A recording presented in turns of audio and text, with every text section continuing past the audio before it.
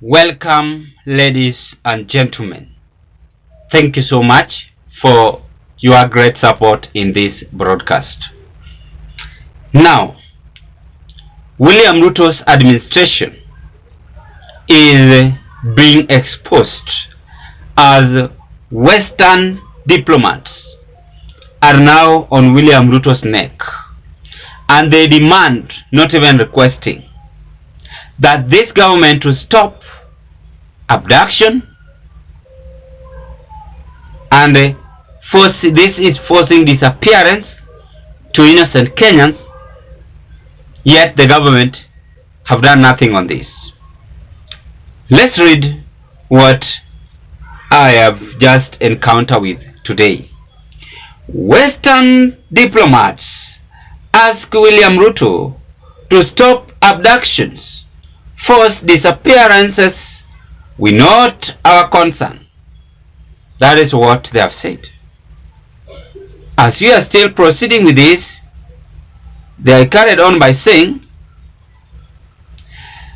9 diplomats put President William Ruto on the spot over the unending spate of arbitrary arrest and forced disappearances, despite his promises to uphold the rule of law. The European ambassadors noted that they were concerned with the blatant flouting of human rights and freedoms allegedly by the Kenyan state operatives. It's getting interesting. It's getting interesting.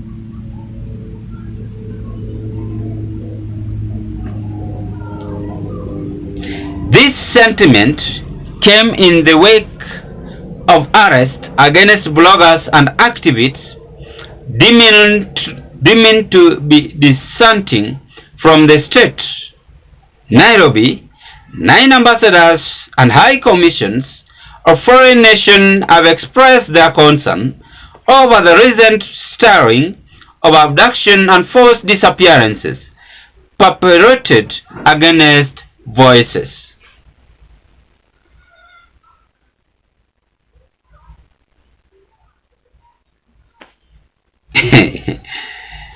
Hey, it's very sad. The diplomats from the Royal Danish, Finland, Germany, Ireland, Netherlands, Norway, Sweden, Switzerland, and Britain observed the government alleged. The diplomats from the alleged flouting of the construction provisions on fundamental human rights and freedom, which they suggested are being sabotaged by the spirit of abduction. Now, the topic of discussion: why European diplomats in Kenya are concerned. They note that the recent events will hinder Kenya's stability and prosperity in the economic and social spheres. We note our concern over ongoing reports of arbitrary streets and enforced disappearances despite High Court rulings. It is crucial to ensure the rule of law prevails and the rulings of the judiciary are followed, they said in their joint statement. The diplomats revised President William Ruto's promise while seeking office that he will adhere to the rule of law, discard the culture of abduction and extrajudicial killings, and also disband entities that undertook them. These have reminded me that if you want to know a true measure of a man, giving power, you will know what a man does when with power. Uhuru Kenyatta once said it in his speech. Ladies and gentlemen, we want to find out why do you think Western community are now on William Ruto's neck, demanding him to stop this abduction happening in his country.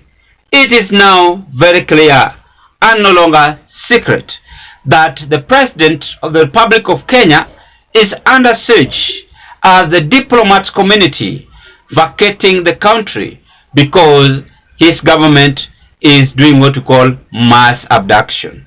So embarrassed, very wrong, and so sad. It is happening when William Ruto is only having 3 years in the office now. We want to find out why this could be the reason. What could be the reason, sorry. Some months back, the Gen Z stormed the streets. Many of them were killed while they were exercising their rights about the bill which might have affected them in the near future. Even though this current government had to force their power and ensure that some bills have been implemented into laws, well, they did as they were admiring or desiring. But we must ask ourselves, should we just kill innocent Kenyans? Should we just abduct Kenyans who are speaking the truth? Who is this person behind the abduction?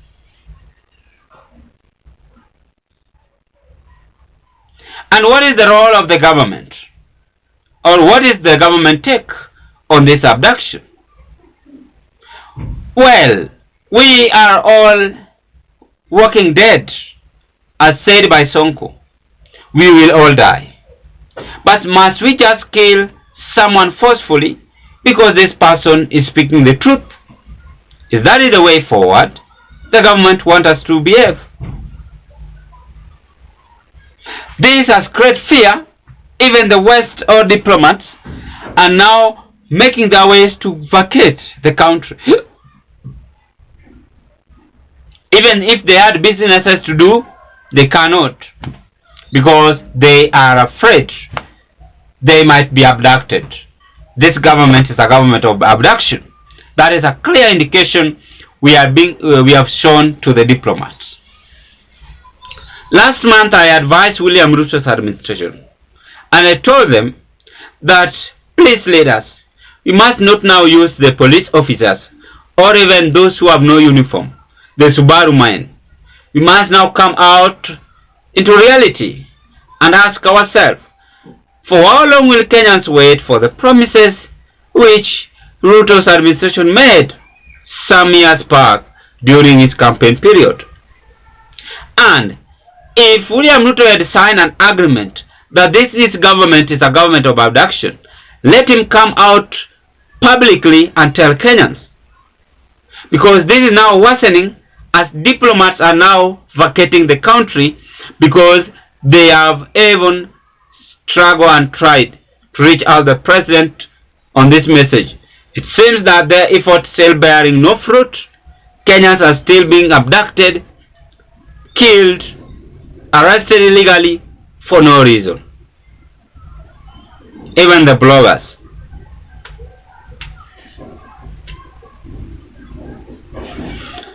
The result is simple and clear, that our country is now going to lose its dignity, and it has lost its dignity.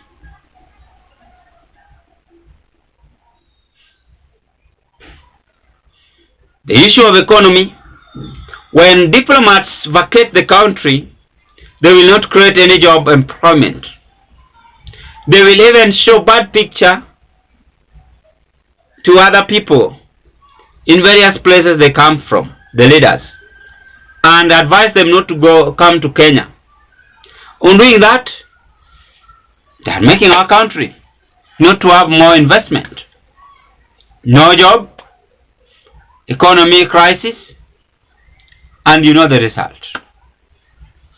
The advice I can give to the president, please, I told you you used to be good, and you are still good. There is no human being is good, but you are still trying. The problem is that I don't know if you are drunk with power or those who surround you are the worst. I don't know. Please check on this and look way forward on how you can resolve this problem. Ladies and gentlemen, what are your take? Otherwise, my case at this point. Bye bye, and let's meet on another political discussion. Thank you. so much.